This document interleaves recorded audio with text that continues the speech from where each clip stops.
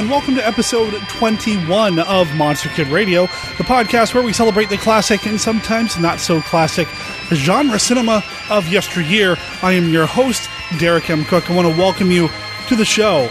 Now, right off the bat, I want to tell you that the music you heard at the top of the show is the song We Are the Defenders of Atlantis. It is from the album Atlantis by Monsters from Mars. It appears on this episode of Monster Kid Radio by permission of the band, and you'll hear the song in its entirety at the end of the show. You can find out more about the Monsters from Mars by following the link in the show notes over at monsterkidradio.net.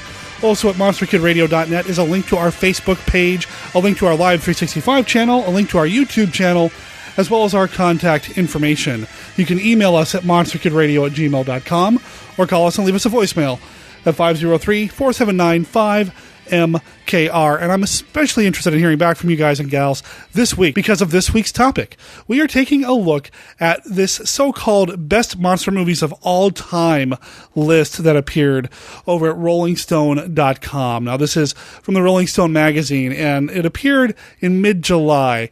If you follow any message boards or anybody on Facebook really that paid attention to this thing, you probably saw people complaining that certain movies were missed, questioning the judgment of the writers here. We're going to talk about this list in depth on this week's episodes of Monster Kid Radio. If you have any feedback regarding what I say this time around, or what we're going to talk about in a couple of days, please call in and let me know. We've had a number of new likes over on our Facebook page. Now, we have a Facebook group where the conversations happen, but we have a Facebook page, and we've received a number of likes over there. And I personally just want to say thank you to everybody who's liked us on Facebook. And if you are on Facebook and you haven't done so yet, please consider giving us a like. The higher our likes go, the more people see us on Facebook, the higher the placement. Yeah, I don't know how the algorithms work, but it is cool to have more than just a handful of likes. As of this recording, we have 175 likes on Facebook.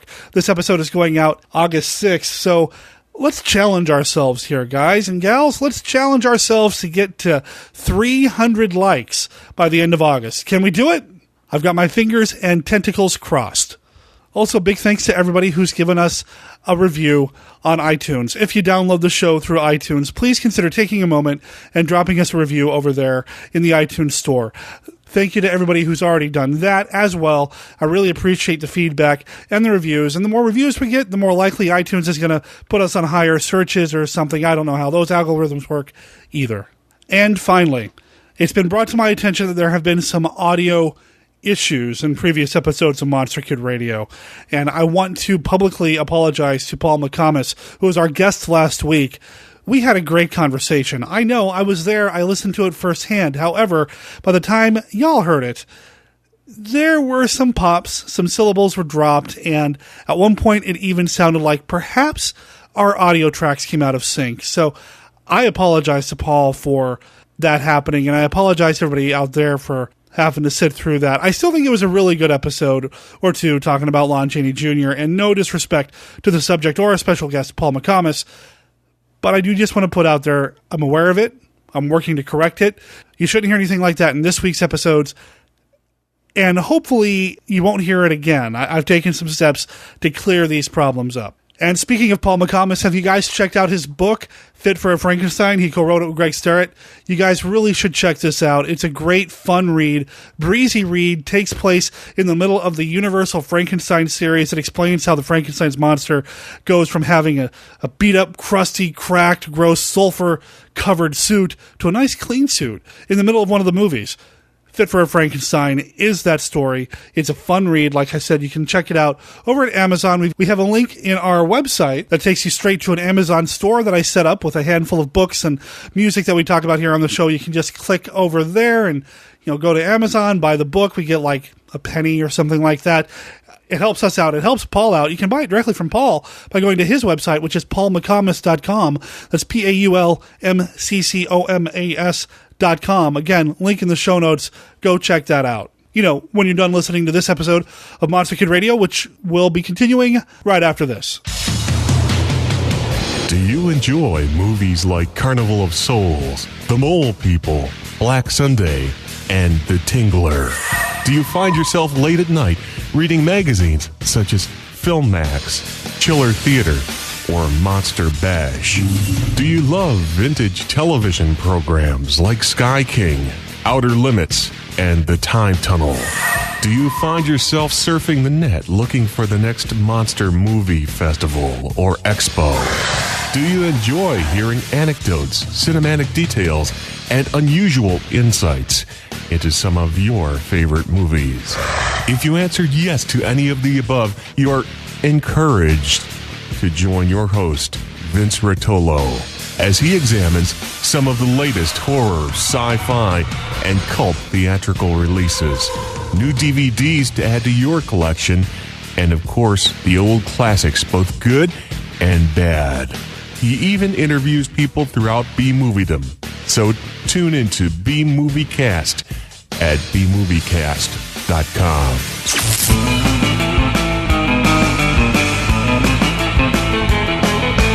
Over at rollingstone.com, this is a website for the Rolling Stone magazine. Alexis Murphy and Julian Ring posted an article called Best Monster Movies of All Time, subtitle, Pacific Rim Makes Our List of Horror Classics. So there were 20 movies listed in this, and I wanted to kind of react to it a little bit. We've seen some conversation on various message boards and Facebook, various places talking about this list.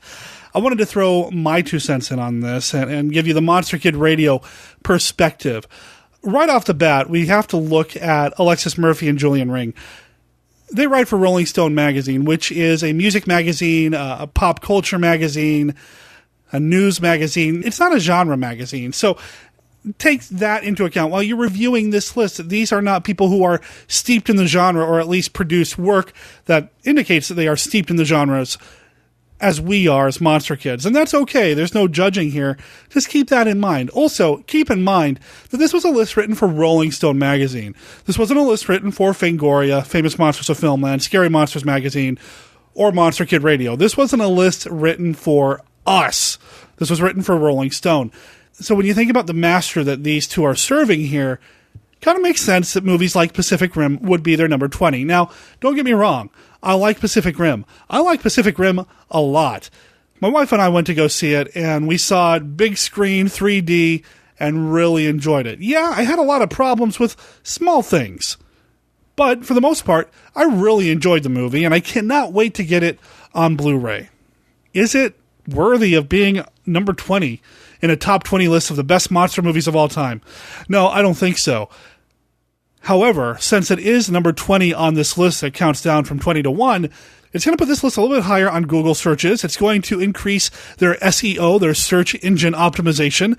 It's going to put this article and this website's advertisers in front of more eyeballs. So, of course, Pacific Rim's going to be their number 20. Again, like I said, I like the movie. I'm not taking anything away from it, but it's not one of the best 20 of all time. And here's where I should probably point out, my thoughts on this list are taking into consideration that this is an of-all-time type list. On Monster Kid Radio, we typically stay within the classic era, 30s through the 60s, maybe a little bit of toe-dipping into the 70s at some point. This list is of all time, so I am broadening my approach here, and when I do my follow-up piece, I will be looking at all eras of genre cinema. Let's go to number 19 on their list. They picked The Thing from John Carpenter, early 80s. Great film. And yeah, it definitely should be on a top 20 list, I believe. However, the cynic in me still says there was The Thing prequel that came out a couple of years ago. So again, that's going to be a little bit higher on the pop culture radar. Maybe this is the number 19, the second movie listed on their list. Again, for SEO purposes. Number 18, Gremlins. Gremlins is a great film. Is it one of the top 20 monster movies? I don't know. But again, the cynic in me says, aren't they talking about a remake? And if somebody goes to look up Gremlins online, they're going to find this list, as well as a bunch of other sites about the Gremlins. But again, the cynic in me says this movie, again, was placed on this list to draw attention to the website and get some eyes on advertisers for the website. Number 17, The Mummy. I can't tell which version of The Mummy they're referring to. All the movies they put on the list, they include the year. And for this one, they put The Mummy in 2 years, 1932 and 1999. So clearly the Karloff and then the Brendan Fraser version of The Mummy. The description reads like it's more about the Brendan Fraser movie, which isn't one of the top 20, 30, 40, 50 monster movies of all time. It's a fun Indiana Jones light movie, but it's not one of the best. Now, the original Karloff film, well, we'll get to that. Number 16 is Cloverfield. This is the one that I can't find any ulterior motives to. I don't know why Cloverfield will appear on a list like this unless the authors really enjoyed Cloverfield. I think it's a good movie. I think it blends the found footage with the kaiju, the giant monster thing. I think it works. Again, I don't know if it's one of the best. And I don't know if 1986's Little Shop of Horrors is one of the best either. And we are starting to get into the part of the list that I feel like may not have an ulterior motive, may not have the potential to bring clickers to the list and help the advertising and page views and all that. I don't know why Little Shop of Horrors would be on this list. I don't think of Little Shop of Horrors as a monster movie, although it's a giant man-eating plant, which I suppose is about as monster as you can get in a movie called Little Shop of Horrors, so it counts. That's all I really have to say about that. Number 14 is 1990's Tremors. Kevin Bacon and Fred Ward have great chemistry. They play off of each other incredibly well. The rest of the franchise is all right, but the first Tremors is a fun roller coaster, monsters under the ground, going to get you kind of film. In fact, when I was talking to my wife about movies that probably should have been on this list, at one point she said, the one about the worms that are under the sand. She was talking about Tremors. And she's not even into, these classic monster movies or whatever, and, low-budget horror movies, not really her thing, but she knew Tremors. So, there you go. All right, what I said earlier about not having any ulterior motives, well, I think this one does. Their number 13 was Pan's Labyrinth, which is a gorgeous film from top to bottom, from opening frame to end credits. The sound, the music is beautiful. The visuals are amazing. Guillermo del Toro does incredible work and is capable of doing things on a more emotional level than what we saw in Pacific Rim. And again, don't get me wrong, I like Pacific Rim, but when it comes to del Toro's truly moving pieces, movies like Pan's Labyrinth are going to be on that list. Is it a monster movie? Sure, I guess. I mean, you got Doug Jones decked out in makeup, and you got the freaky eye things, and the little root creature, and there's some fun monsters in here. I guess when I think monster movies, I don't go to Pan's Labyrinth, and I have to go back to the subtitle of this article. Pacific Rim makes our list of horror classics. Is Pan's Labyrinth a horror classic? No. What about The Day of the Triffids from 1962? That's number 12 on the list. I think it's a fun science fiction movie. Fun. I think I've used the word fun quite a bit, but I think it is a fun kind of throwback monster movie, sci-fi movie. Is it one of the best? Maybe. It's unique. It's plants, but then we already had plants with Little Shop of Horrors.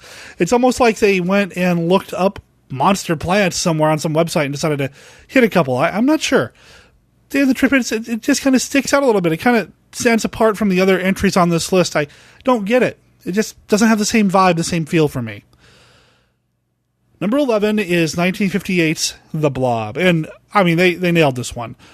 What more can you say about The Blob other than, yeah, it's definitely one of the top 20 monster movies.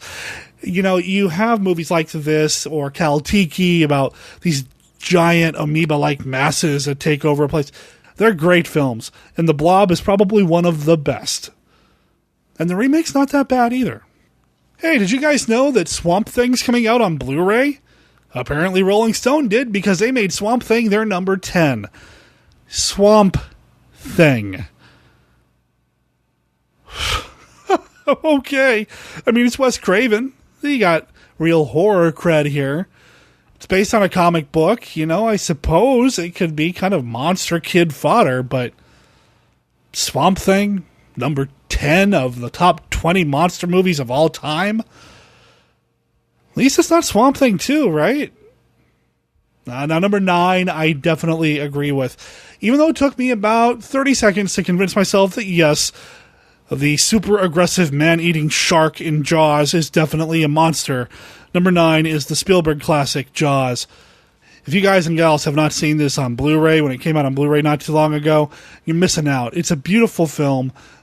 I'm a film score collector. I think people who know me know that. The music in Jaws is iconic for a reason. Everything in this movie works, even if the shark doesn't. Definitely belongs on this list, and maybe even higher on the list than number 9. And definitely ahead of their number 8, The Toxic Avenger from 1984. So when it comes to Troma productions, I suppose you could go either way. You've got the camps that really, really like Troma, and then you have the camp of people who don't. I'm kind of lukewarm on Troma. Some of their earlier stuff I appreciated as a younger person, but I can't tell you the last time I went back to rewatch a Troma movie on purpose. Just not something that was ever in my wheelhouse growing up, I suppose. Of all of Troma's films, however, The Toxic Avenger is the most iconic. He spawned a television series, numerous sequels, a comic book. And is there talk of bringing him back? I think there is. Is a remake? Another sequel? Who knows? Number 7. Creature from the Black Lagoon. You know my feelings on this if you've been listening from the beginning. In episode number 1, when I gave you my top 3 monster movie list, Creature was number 1. I love Creature from the Black Lagoon. Not only is it my favorite monster movie of all time, it's my favorite film of all time, period. The music, the design of the monster, the cinematography, the 3D effects, the underwater photography, the acting, the directing, Julie Adams, my 50s girlfriend, everything about this movie, I absolutely adore. If I was writing this list, this would be number 1. The number 6 is The Fly from 1958. They make sure they mention 1958's version of the film.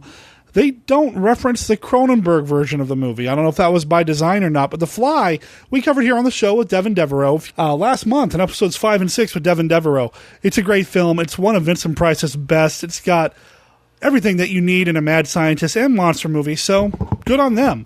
And good on them for including Alien for their number 5 pick.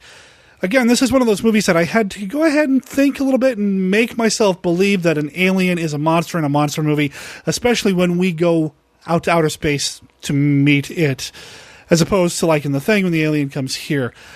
The original Alien is definitely one of the best examples of science fiction and horror mixed together. Its sequel, great science fiction action movie, but Alien, the design, the characters in that movie, and the monster, the alien itself, man, it changed science fiction. The number 4 movie on this list changed werewolf movies because it's 1941's The Wolfman. This is the movie that introduced the whole silver being bad for werewolves. That wasn't a thing until The Wolfman came about. Lon Chaney Jr. is a master in this film as both the Wolfman and as Larry Talbot or Lawrence Talbot. It's a wonderful film. Definitely one of the best 3 Universal monster movies. As we talked about with Paul last week, when you think about the big 3, the trinity of Universal monsters, you think Dracula, Frankenstein, and the Wolfman for a reason. And it's for that reason I believe they put Frankenstein as their number 3 on this list as well. This was the second big monster to be added to the Universal stable. Dracula came out beforehand.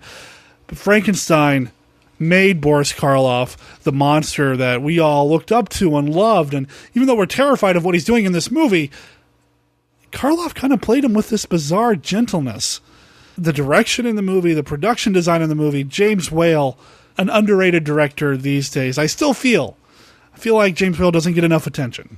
Their number 2 is 1933's King Kong, which I will be covering here in the future with Chris McMillan, previous guest here on the show. King Kong birthed numerous parts of monster moviedom. Without King Kong, you don't have Ray Harryhausen. You don't have Ray Harryhausen making the movies that he makes that inspires the Japanese to make a giant monster movie. So you don't have Godzilla, which is their number 1 on their list. Now, do I think Godzilla is better than King Kong? As a monster movie, I'm going to say no.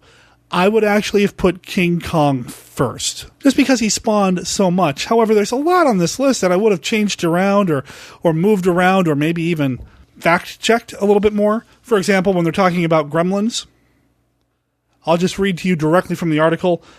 Intended as a Christmas gift, this cute Furby-esque creature named Mogwai is more devious than it appears. Okay, the creature's called Gizmo. Get it right. Now, it's not really something to really complain too much about, but they got it wrong. So anyway, this the list, and I think they got some things right. I think they got a lot wrong, and I think it's pretty obvious if you stop and think about who they serve here, what they're trying to do with this article, and let's get people looking at it and talking about it and clicking on it and that sort of thing. It's pretty obvious as to why movies like Pacific Rim make number 20. Some of these other movies showing up on the list. I mean, a Gremlins remake. Ugh. I did double check to see if Rolling Stone was owned by any other big media groups that also owned movie studios to see if there was a connection that could be made there, but I didn't find any. So really, it just feels like an attempt to get people to click on their list, see the advertisers. I don't know if they get paid per click as authors that work for Rolling Stone. They don't have a lot of work under their names through the rest of the Rolling Stone website. It looks like Alexis Murphy and Julian Ring are either new or just spend more time maybe working for the magazine as opposed to the website. Who knows? But that's the list. Now, in the next episode of Monster Kid Radio, I'm going to talk about some movies that I feel like should have been on the list. Because there are some notable exceptions, and I'll give you a spoiler right now. Where the heck is Dracula? I mean, come on. Like I said at the top of the show, I'd like to hear what you all think about this list and hear what movies you think should be included on a list like this, and we'll visit that in the next episode. Again, our voicemail line is 503-479-5MKR. Monster Kid Radio is a registered service mark of Monster Kid Radio LLC. All original content of Monster Kid Radio by Monster Kid Radio LLC is licensed under a Creative Commons Attribution, Non-Commercial, No Derivations, 3.0 Unported license. Of course, that does not extend to the band Monsters from Mars. The song We Are the Defenders of Atlantis belongs to them. It can be found on their album Atlantis, and it appears in this episode of Monster Kid Radio by permission. Talk to y'all later.